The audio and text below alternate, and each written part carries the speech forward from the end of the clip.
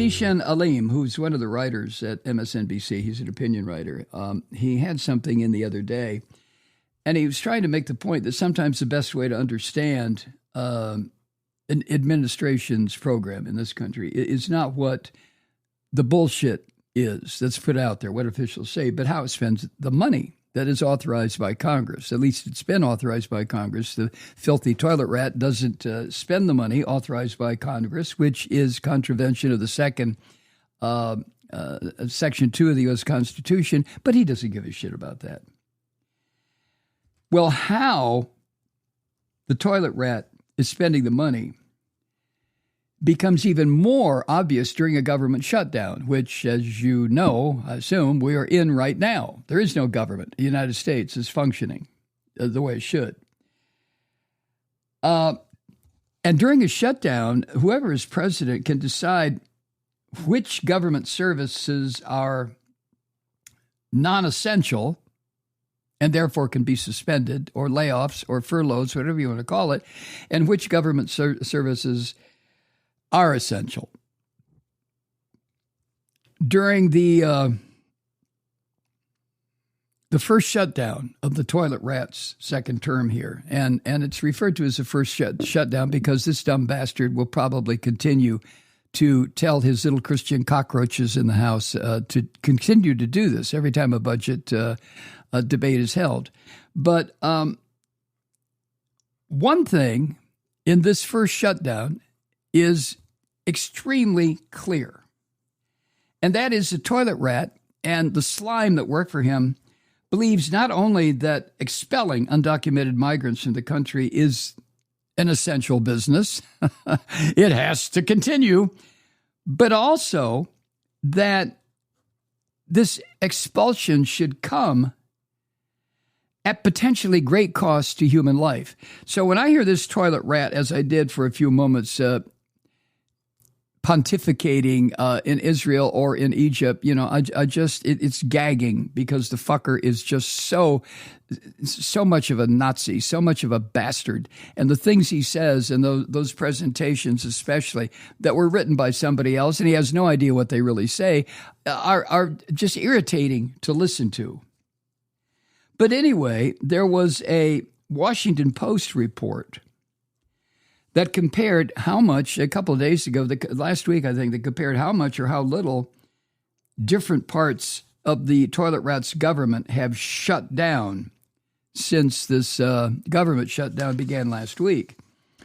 Here's some examples. The EPA, Environmental Protection Agency, already has sent home 90% of its staff. Education Department furloughed 87% of its staff. But the Department of Homeland Security, run by this puffy-lipped bitch, Kristi Noem, and within Department of Homeland Security, of course, is ICE. ICE is expected to furlough only 8% of its staff. The Reuters news agency separately reports that only 5% of Homeland Security staff members have been furloughed so far. And the only federal agencies that are sending home smaller numbers of their staffs, according to the Washington Post, are the Treasury Department and the Veterans Affairs Department.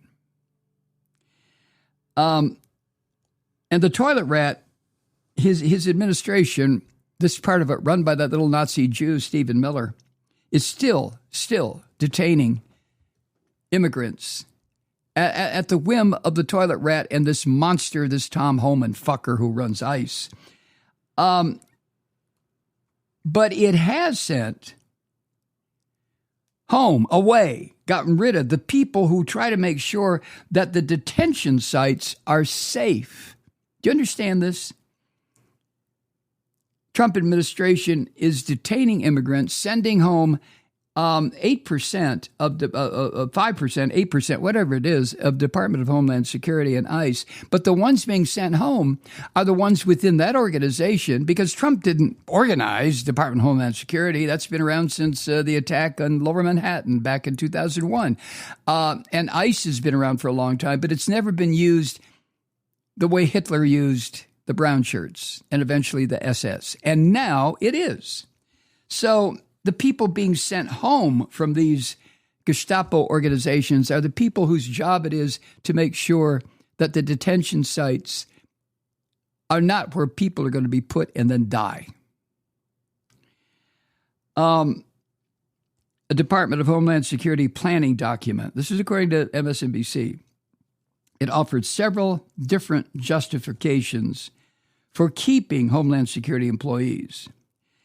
And by far the largest share are jobs that are thought to be, quote, necessary to protect life and property, end quote.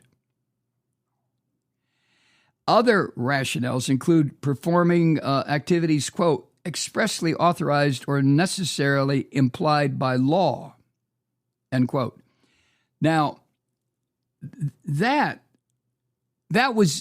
document was put out by internal members of the Department of Homeland Security, not Kristi Noem, not this crazy bitch, but people within the organization who've been there probably for the past 40 years, 30, how long has it been? 20 years, 25 years.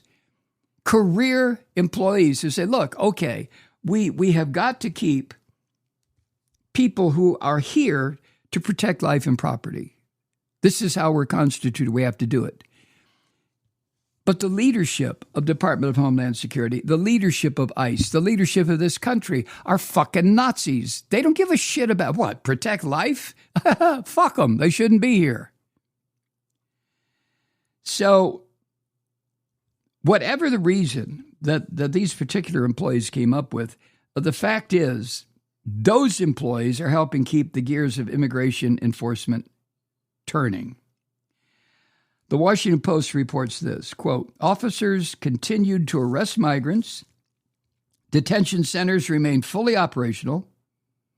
The government has issued new contracts for additional migrant holding facilities just last week, end quote. Okay?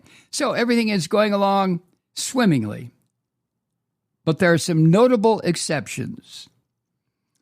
According to the Post, the Office of Detention Oversight, that's the organization within Homeland Security that inspects detention centers to make sure they comply with federal standards and to make sure that they're safe and provide humane treatment for people that are grabbed by these fucking Nazis off the street. Well, that office and everybody in it has been furloughed. They're gone. Just like when the toilet rat ordered judge advocates general in the U.S. military to be released. Go away. We don't want you anymore. Those are the people who decide if activities taken by the U.S. military at home or abroad are in fact legal. And the toilet rat and the drunk who runs the Defense Department got rid of the judge advocate generals as soon as they could. They're gone.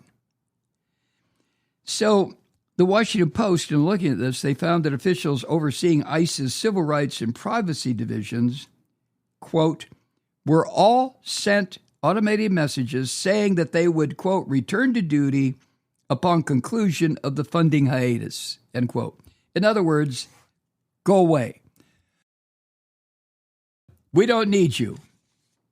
We can't afford you.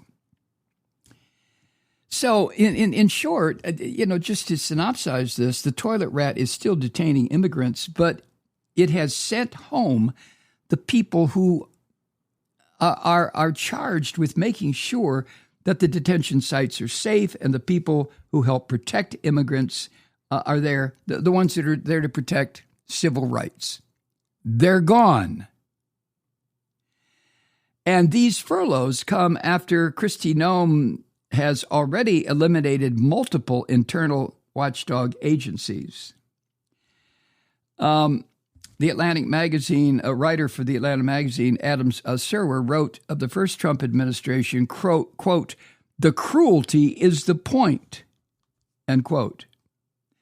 The cruelty that this fucking toilet rat causes people to experience. That's the point. And so much of this is run and put together by the little Nazi Jew, Stephen Miller. What an evil little son of a bitch this Stephen Miller really is. But those words, the cruelty is the point, they remain true when it comes to this toilet rats administration treatment of immigrants. The cruelty is the point. Remember during the first administration, what Stephen Miller came up with? Take the children away from the parents after they have traveled hundreds of miles through fucking swamps and jungles, and they get to the United States. Take their kids and put them in cages. Remember the reports that Jacob Soboroff made for NBC and MSNBC about kids in cages? That was Stephen Miller. That was Stephen fucking Miller.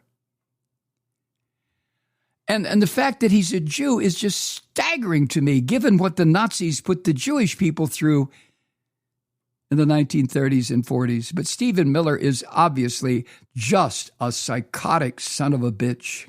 I don't know what he's working out of his rotten little body, but oh my God, are people suffering because of his psychosis? Jesus. So the cruelty that the Atlantic magazine talked about, the cruelty is the point. It's already taking a toll. According to the Washington Post, it's been reported that ICE had one of its, quote, deadliest years on record in fiscal year 2025, with 21 immigrants dying in the agency's detention centers across the country. 3 of those deaths occurred from October 1st of last year to January 20th, while Joe Biden was still president. 18 deaths have taken place under the toilet rat. And while the causes of death have not been released for most of those detainees, the average age was 45 years old. And at least 3 of those people died by suicide. Now, who is to report out to the American people what is really going on in these detention centers that we pay for? That comes out of our tax money. We are complicit in this, just as we were complicit in the murder and butcher and slaughter of 70, 80, 90, who the fuck knows, thousands of Palestinians. That blood is on us. I know that's hard. It's hard for me to say. It's hard to hear.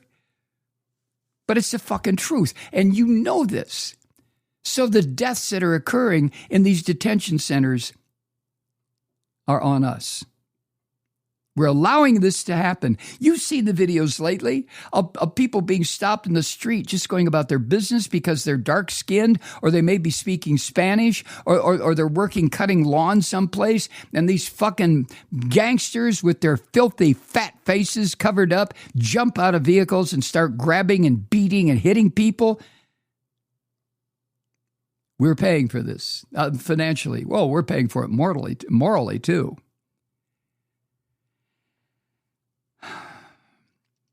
MSNBC goes on to say that more broadly, reports of unbearable living conditions are widespread. It's reported, quote, 90% of ICE's detention centers are run by privately owned companies that have been criticized for overcrowding and unsanitary living conditions. Immigration lawyers have raised alarms about increased risk for suicide, saying detainees are forced to go without medication, they are forced to sleep on bare floors, and they are forced to eat rotten, insect-infested food. How's that? Huh? I could be a smartass and say, well, does that make us proud to be Americans? But I won't.